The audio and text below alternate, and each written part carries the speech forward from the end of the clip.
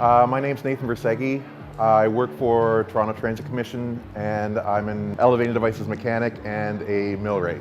My job title at the TTC is trainer and methods writer. I manage the apprenticeship program and I look after all of the apprentices and their needs. What I do affects people's lives through safety with the apprenticeship program, through training and through learning with the apprentices. We're able to have the elevating devices work in a safe manner.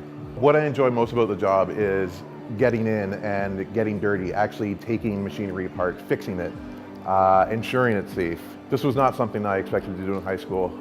Growing up, I grew up in a very large family. There were 11 of us in a small house. There was more emphasis on making it day to day than there was actually going to school.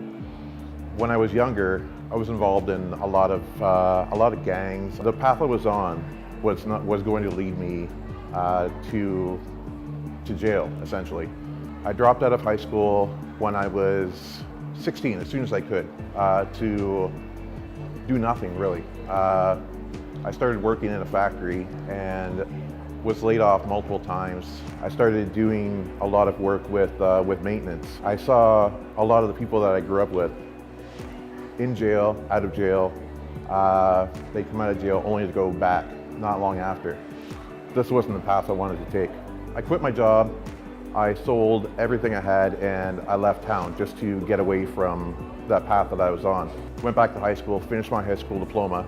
I went to Humber College in Toronto, graduated with honors. From there, I immediately got a millwright apprenticeship where I was working in steel mills all over North America. As soon as I finished my millwright apprenticeship, an opportunity came up for a second apprenticeship at the Toronto Transit Commission as an elevating devices mechanic.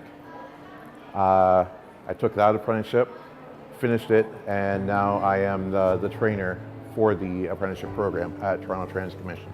Never give up, never let anyone tell you that you can't do it.